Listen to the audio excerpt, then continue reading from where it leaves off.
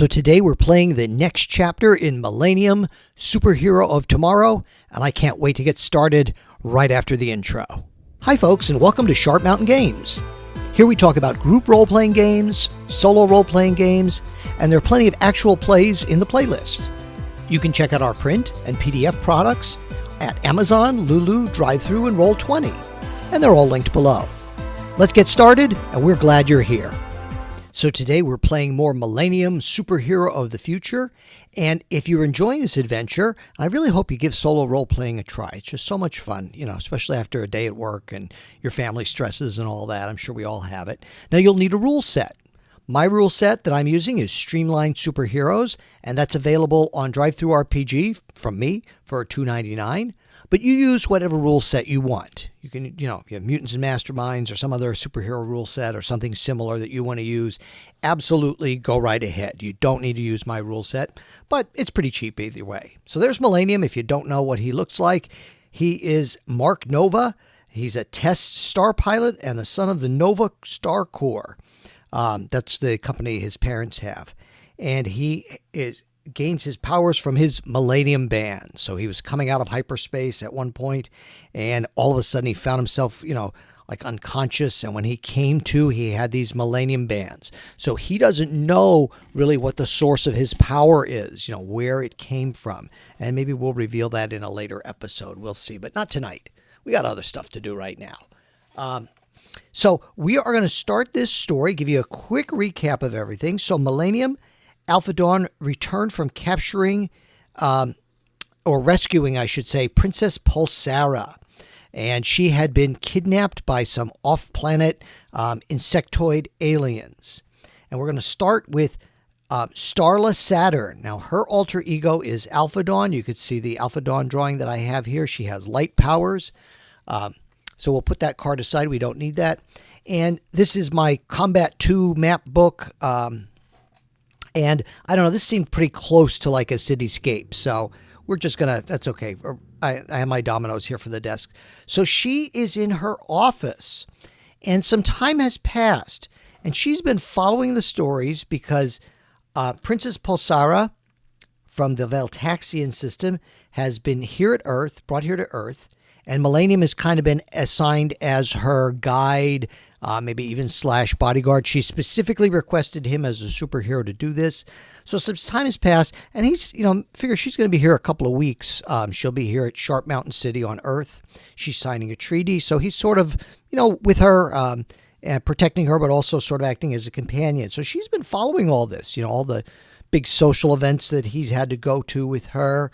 And now she doesn't know who Millenium is in his alter ego, and he doesn't know who she is in her alter ego. But maybe, she's thinking to herself, just wondering, I wonder if anything is developing between the two of them.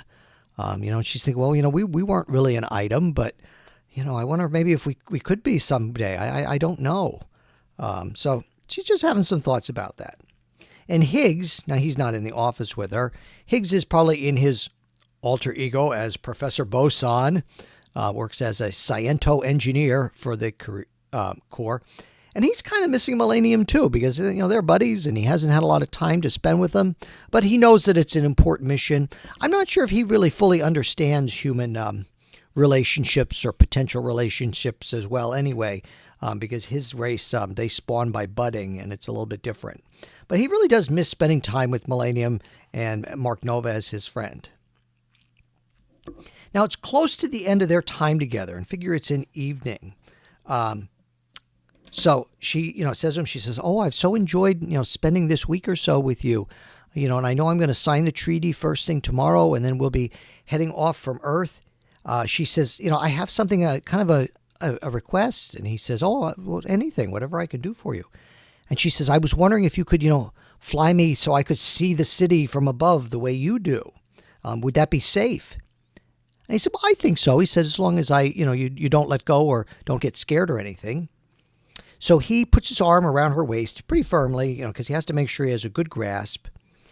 And he flies her, above the city. I'm thinking about like in Superman 1 when maybe I'm stealing that scene a little bit when Superman is flying low as in the first movie.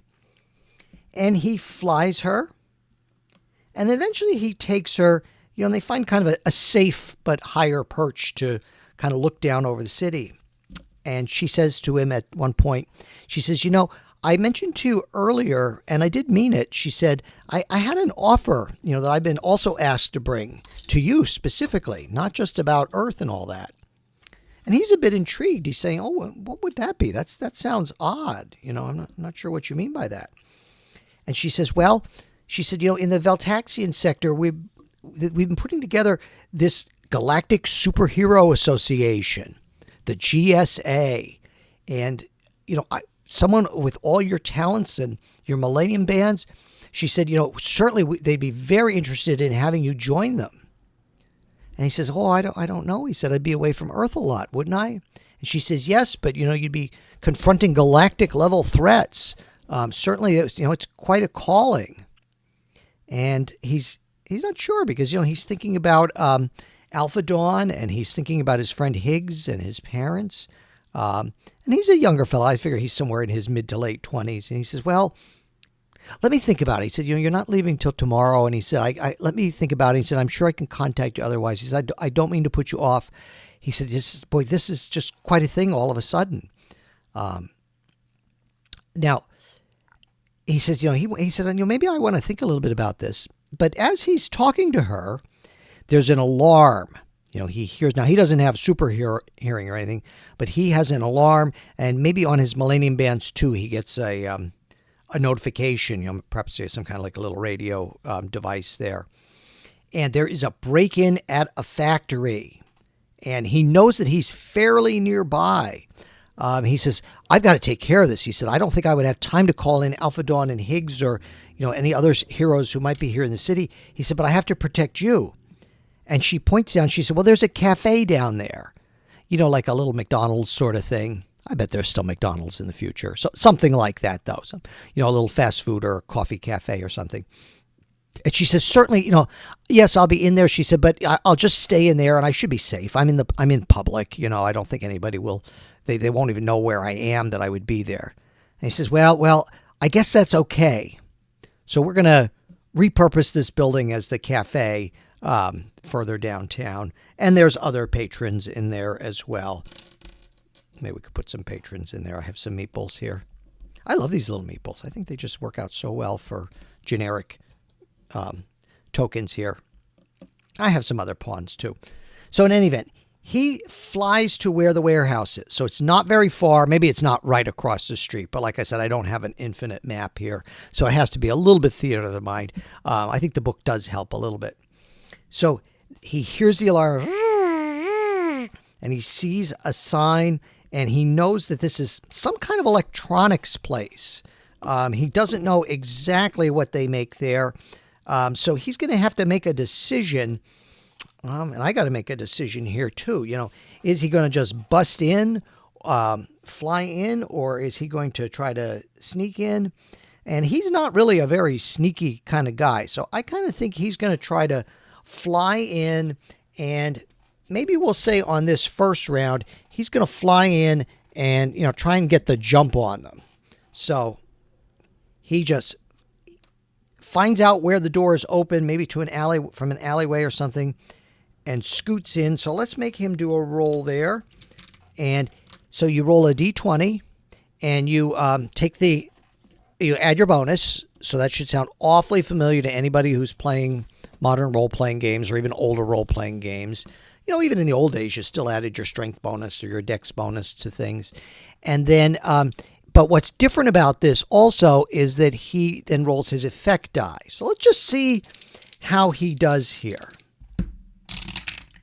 17 and 11. So anything greater than a 6 is great. So he gets in there and he gets the jump on these guys. So what he sees is 3, I'll show you the thing here, turtle-like aliens. And I've had these little figures for, let's just say a few years. And I finally painted them up very recently and put some bases on them. And they are definitely robbing this, and they see him come in.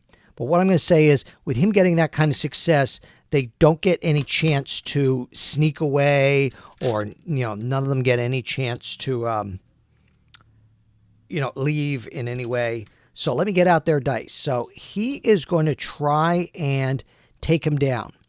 Now for these guys, I'm using what are called mob rules. So with the mob rules, not the Black Sabbath song, they get one attack per hero character or per protagonist.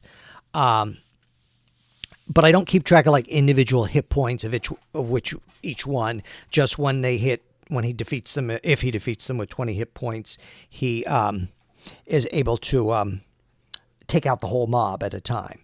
It's just one of those ways, especially if you have multiple heroes, to keep things a little simpler and a little more streamlined. So he flew in there, and he is going to use his Millenium Rays. Oh, and I shouldn't have used that D12 for that one. I should have used a D10, but we're just going to let it go for now.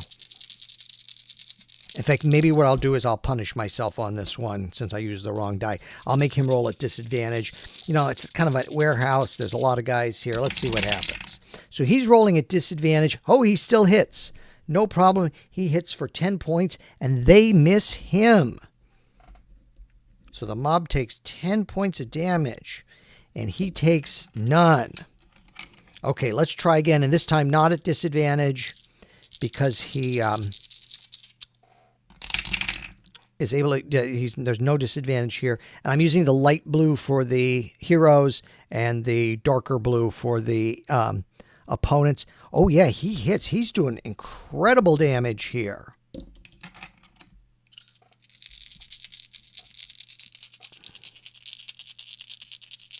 He hasn't taken any damage. And he hears them chittering to one another. And I'm going to say what happens here is he sees them, they're changing the settings on their guns. Oh, he hits again. And they miss. And that's enough to take them out. That's almost 30 points of damage. So he comes in and zaps them with the Millenium Rays and takes them out. So he is going to call, he's going to radio, whatever it is would be, radio the police, have them bring the princess over with them, so they have some kind of escort. He said, he's sorry, but he had to leave her. And so they come over to wrap these guys up. And at some point, figure two, the commissioner will get there. This is Commissioner Robotor. Hope you can see him. I didn't grab everybody's cards. I don't know if we need that.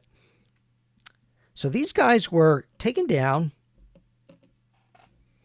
And he radios the police. And while he's doing that, he's looking at them. And what he notices is that they have some kind of like metallic chip or implant, kind of on the back of their necks there. And they get there, everybody gets there, and the princess says, "Oh, you handled that so well. You see why that offer to join the GSA is so important, the Galactic Superhero Agency Association?" He says, "Well, yeah," I said to him, sometimes I don't get this lucky. Sometimes they do a number on me. That has happened. So they wrap him up, and Millenium, of course, says to the commissioner, he says, "What do they make here? Do you know what were they so interested in trying to steal?" And he says, "Well, they make AI control chips for artificial intelligence." And he looks around a little bit more, and he notices, yes, they were trying to steal some, and the stuff they weren't stealing, they were destroying. So he's wondering what's going on here. So they are going to go back, and that'll take care of that for tonight. And the treaty will be signed the next day. And then after the treaty, of course, Princess Pulsara has to return. And, of course, he says to her, "Well, I guess, Princess certainly has her duties." And she says, "Well, the princess is really more of an honorary, it's a legacy title. We don't use it anymore," she said. "And I try to do my work. I try to, support my, I work as a negotiator for my people," she said. "So it's not all royalty and all that." And she said, "Well, have you thought about what I said anymore?" And he says, "Yes, I have." He said, "I really have." He said, "But I think I'm just not ready yet to leave Earth just yet." He said, "Is there any possibility that I could be like a reserve member Just called in for really large galactic threats. He said, so I wouldn't have to be away so long. He said, but certainly I want to do my part should there be, a threat to Earth or a threat to your planet. And she said, well, I can talk to them about that. I can make, like I said, I'm a negotiator, so I can make that as an offer. And she said, but you might have to come out to the Veltac sector, to my planet for, some training and some orientation with them, and it's because this is more than just getting a job flipping hamburgers, which she's grown to like since she's been here. And he thinks to himself, and he says, that would be wonderful. He certainly would enjoy spending time with her. And her people come, Princess, it's time we have to get on the Starliner, so we make our warp gateway in time. And she says, yes, I know. And she kisses him on the cheek. And, she says, goodbye, Millenium. I do hope I see you again real soon. And he said, oh, thank you. And she goes on her way.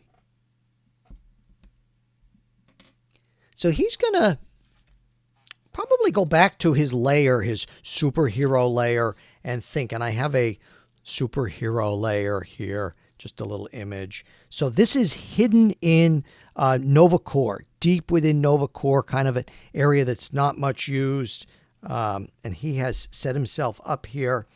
And now Higgs, of course, knows where it is. Alpha Dawn doesn't, because she doesn't know that he's really Mark Nova. So he is sitting on the desk and he's talking with Higgs. And he says, I've had this offer, he said, and I'm kind of torn. He said, I know it's important work, but, I would hate to leave you and Alpha Dawn. And I don't know if they're offering you membership. I hate to say that. I didn't think to ask. And Higgs says, well, yeah, I don't know either. He said, he's not originally from Earth. He said, but I've certainly heard of it. And I know they do very good work. And they're a good organization of superheroes, from all different planets. So he says, well, I offered maybe I could be a reserve member, maybe go there for some training, and see the princess again. And like Higgs he not always is quite fully aware of human things and human relationships, because I guess things are a little different on his planet. And he says, but he knows enough. He's seen movies and things, and holovids, whatever they would call them. And he says, are you and her, interested in one another? And he says, I don't know. He said, she kissed me on the cheek before she left, but a lot of people do that to be friendly. So I just don't know what to make of things yet. And Higgs says, well, maybe in the future you'll have to see. And he said, are you an Alpha Dawn? And Mark says, well, I don't know anything about that yet. We've worked a bit together and we're certainly partners. But I don't know. And all of a sudden, as they're having this potentially uncomfortable discussion, so the equivalent of his bat phone rings. He has some way to be connected to Commissioner Robotor. And Commissioner says, come quick, bring the Starbat. We have a mission, a very, very important mission for you, deep in outer space. So he says, well, should I contact the others? And the commissioner says, yes, do so. We need to have you all in on this. So he changes into Millenium. That's kind of nice with the double-sided tokens. I don't need to have two tokens. Contacts Alpha Dawn. They sort of, they have some way to talk to each other, but in a clandestine way, like a secret cell phone code or something like that. So neither really knows where the other is. And they rush downtown to Commissioner Robotor's office. And I'm not going to change the map just for a little thing here. Of course, we got to give him a steel desk. I worked at my share of steel desks over the years. And the commissioner says, there's a huge problem out by Pluto, Charon Station. There is a meteor headed their way. And he said, you've got to take care of that. And, like right away. And he says, Charon Station, what's out there? He said, well, there's a very secret research facility, something to do with AI. He said, I don't know all of the ins and outs. He said, but, you need to get in the Starbat and you need to get out there right away. And Millenium says, well, Alpha Dawn, are you free or are you able to come with us? And she says, oh, this sounds urgent. She says, yes, of course, I'd be happy to go with you and Higgs. So they are going to head out and we're going to flip the map. So they are in the Starbat, which is the name of Millenium's super advanced spacecraft here. It's not as beat up as my little Tootsie Toy spaceship is here, but I love this. I've had this since childhood, so I love it quite a bit. So they are all in the spaceship and rocketing fast as they can out towards Pluto and Pluto's moon, Charon, where the research station is. And while they're doing that, along the way, at some point Higgs, he has to go in the back and check things, and or maybe he has to go in the back to eat. And she asks Millenium, when they're alone, she kind of asks, she says, oh, well, you were a bodyguard for the princess. Do you know, is she coming back to Earth anytime soon? And as she asks this, she's even wondering to herself, why am I asking this? She's wondering, I don't want to say unsure of her own motivations, but just curious about things. And he says, well, I don't know. He said, but, she mentioned, I guess, out in her sectors, there's this Galactic Superhero Association that fights, big threats in that area of space. I was even invited to join them. And she said, oh. And she said, he said, but I feel embarrassed because I didn't ask, whether you or Higgs would also be allowed. He said, but I don't really want to leave Earth. And she, she's not sure again. She's sort of half glad that he says that. He said, but maybe I'd be a reserve member, but I might have to go out that way, for a training and orientation and to meet everybody. Because I guess there's a big difference between being a solo superhero and being a group superhero. A member of a team. And she said, yeah, I guess you're right about that. She said, but now are we going to be approaching the asteroid soon? He said, yes, definitely. He checks his scanners, and ahead of them, they see a large asteroid in this rock that I have here. This is a piece of bark, like mulch bark, that you buy in the bags, and then I just painted it up. I glued a piece of cardboard to the bottom just to clean it up a little bit for sitting on a desk and stuff. So this asteroid is hurtling towards Charon Station. And, he's thinking, he said, I don't think the Starbat, I don't think it'll be enough to gravitationally pull it out of the way. I think we're going to have to engage with it. So he is a pilot. Now, he is a D8 pilot because his superhero stuff gets the higher effect die. So he is going to try. He says, I'm going to try to fly in. And he said, I'm hoping that you can man the guns. And her light blast is a D8 too. So we're going to use that as her, aim also for, they're going to try to fire on this asteroid, and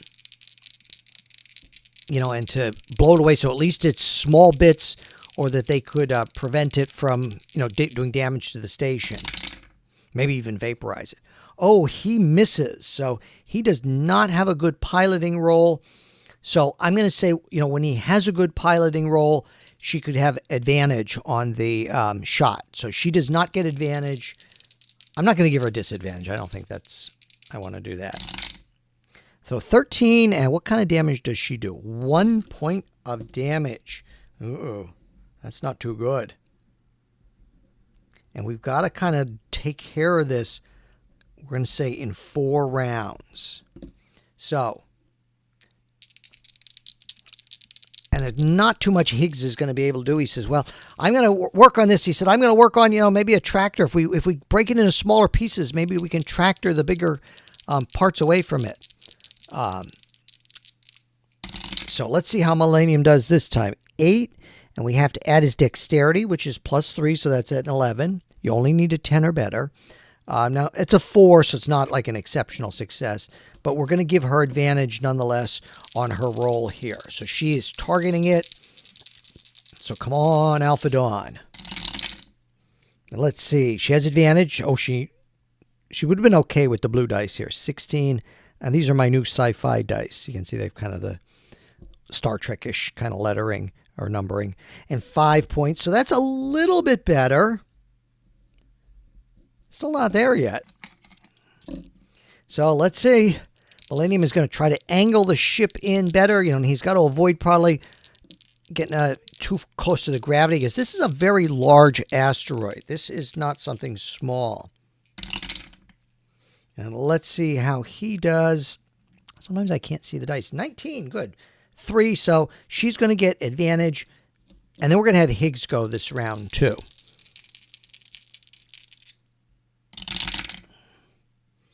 Okay, so does she do... Oh, yeah, she would have got it with both die. And does... Oh, only 4 more points of damage. She's not... We're not getting very far here. A lot of things depend on this next round here.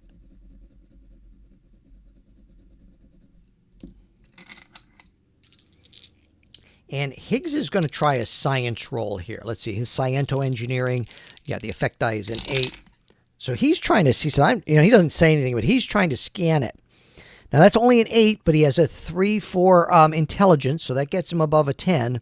That's good. And a 6. So a 6 or better is really good. So he kind of makes note, and he doesn't want to distract Millenium and Alpha Dawn at this point, but he makes note that, again, there's some kind of controlling thing on this. And with that 6, I'm going to say, he says, recognizes this is the same kind of signal that the alien guys were being used to control, or that were controlling these sort of turtle-like alien fellas. All right, so let's see how we're going to do. So, yeah, that's right. He got the success, so she's going to get advantage on her shooting roll. Would have made it either way. Would have made it either way. Let's see what the effect. 7. Okay, so that's really good. Because 15 was the... Kind of like hit points. I call them hurdle points. 15 was the hurdle points for this one on my little index card here. So they are able to blast away at this. Otherwise, they would have had to like maybe make a quick rescue and get everybody off Charon Station. Hope they could get them on the Starbat. Now, let's see how Higgs does. He says, I'm going to try and see if we can at least get some kind of tractor beam on this thing or move it out of the way. Maybe we can... Maybe what we could do is we could, now that it's small, if we bring the ship in, maybe the ship's gravity, will be enough to pull it out of the way. So let's see if Millenium or if Higgs can figure that out. No. So he's not sure about that. So we're going to let Millenium try it anyway, but without any kind of advantage. 8 plus 3. Yep, that's his dexterity, so it's fine. 3 isn't an exceptional success. So this thing was broken apart. I know there's no sound in space. But it's enough. He is able to deflect most of it. However, some of it does rain down on the station, and maybe it takes some minor damage in some areas. So when they land on Charon, when they land here on the station, so he brings the ship into the docking bay. And there is an air seal there, so everything is safe. And they are able to come out. And Higgs hears the noise, because there was a breach here at the station because they didn't quite get the meteorite. So he says, I've got to run and I've got to try to help them. So he rushes off and finds 1 or 2 of the station personnel. We've come to help. We've come to help. He said, I'm a sciento engineer. Let's see what I can do. And let's see what he can do. 6 plus 3, that only gets him a 9. So he's not able to figure it out. But they said, well, come with us anyway. They said, we can still, we'll show you around, and we can always still at least use an extra hand. And he says, oh, an extra hand, you say? Because he is, ambidextrous. He has, and he's a blob alien. He can morph and do some extra stretching limbs. So he'll definitely be able to help out. In fact, I'm going to give him another roll. Say, he's that other limb. Maybe he could use the other limb. Yeah. So he is able, even though the first time he said, let me try this again. And he reaches and he is able to help them with some of their stuff. So they're going to go and take care of things. And then these folks meet with the commander, let's say, of the Charon Station. So this is built on the moon of Charon, which is very small. It doesn't really have its own atmosphere here. And they meet with Director Drow. Now, Director Drow seems to be, of a race very close to Higgs. But he's a little bit of a different color, so they don't know whether it's they're of the exact same planet or something very similar. But Director Drahl greets them. Oh, thank you for coming. Thank you for coming. I know we took some damage, he said, but I can't imagine what it would have been if you hadn't been here. And Millenium says, oh, happy to help.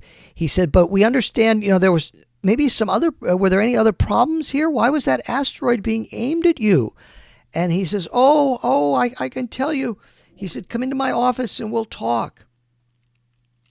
So they do this, and then eventually the station gets under control, and Higgs comes back and joins them, and he is thrilled. He has not met Director Drahl ever before. He doesn't know him, but, they talk to each other. In fact, they talk in a different language, so Millenium and Alpha Dawn don't really know what's all being said, but they seem glad to see each other and to talk to each other.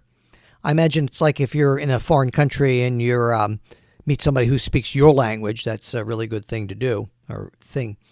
And Director Drahl says, oh, we've had such troubles very recently, and I think that when I tell you the troubles, you'll understand what's going on. And Higgs says, yeah, what are you studying here? Why are you so far out? And he says, well, we're doing AI research, so they wanted us pretty far away. And he said, and also there's a lot of rocky bodies here in the outer solar system. He said, what we're trying to do is work out an AI-assisted asteroid breaker so that we could send these things out and the AI would be able to find, which asteroids could potentially come close to Earth or a colony world, and possibly crash and cause a problem. And he said, and we want to prevent that. He said, so the AI would go and find it and be able to break it up, and then scatter the pieces so that it would be no danger. And Higgs says, well, that sounds very, very much important. He said, yeah, he said, but the problem is, he said, our prototype model, it became sentient. It downloaded itself into a robot body and it left the station. It took our main warp shuttle. He said, that's why we weren't able to defend ourselves at all. He said, and again, he's still kind of maybe a little shook up over things. He said, if you hadn't come out this far, he said, you hadn't come out here and saved us, I don't know what we would have done. He said, myself and all the other scientists here, we could be all gone. He said, he took the robot body and he left the station. He has delusions of grandeur of using like I said, he stole our system jumper. He said he has delusions of grandeur, and I'm sure that he sent that asteroid, used the breaker not to save us at all, but to destroy us, so to destroy any record or that. He said, I don't know what his plans are. He said, I imagine he'll try to, replicate his AI or control robots. Who knows? And Millenium says, well, where did he go? Can we find out where he went? And Alpha Dawn says, yes, if we find it, we can pursue him. We're this far out, we may as well see. So he says, well, let's consult the records here. Now, I'm going to let Higgs make the scan here because he's the engineer, and nobody else really has anything that would, be scientifical like that. And I'm going to say if he gets the exceptional success, especially, we're going to get a lot of information and see what happens. Let's see if he gets a success at all. 10. Okay, well, that's pretty good. And a 3. So he does not get an exceptional success. He just gets kind of a standard success. And what we'll say there is then that he says, yes. He said, I'm getting a reading and I'm getting the flight path. He said, oh, that's a dark sector he went to. There's a lot of, nebula and space dots and things like that. He took off. Your warp jumper, your warp ship went into the Kirby Center. Kirby sector, I should say. And Millenium hears this and he says, well, we're going to have to go right away. And Star says, maybe a little bit practical. She says, well, do we have enough supplies? And Drahl says, we'll make sure. He said, we'll quick get some food supplies and energy. Make sure your ship is totally fueled up immediately. He calls some guys and some of his guys in. He said, make sure the ship is fully stocked and energized and ready to go. He says, like really quick, and they're going to have at it like a NASCAR pit team. They're going to rush and take care of it. So they're going to be heading to the Kirby sector next time. Thanks so much for spending some time with me. I hope you enjoyed it. If you can, leave me a like and a comment, especially comments. I really like those, because then I can respond to people. And thanks so much. I had a great time, and we will see you in the next episode.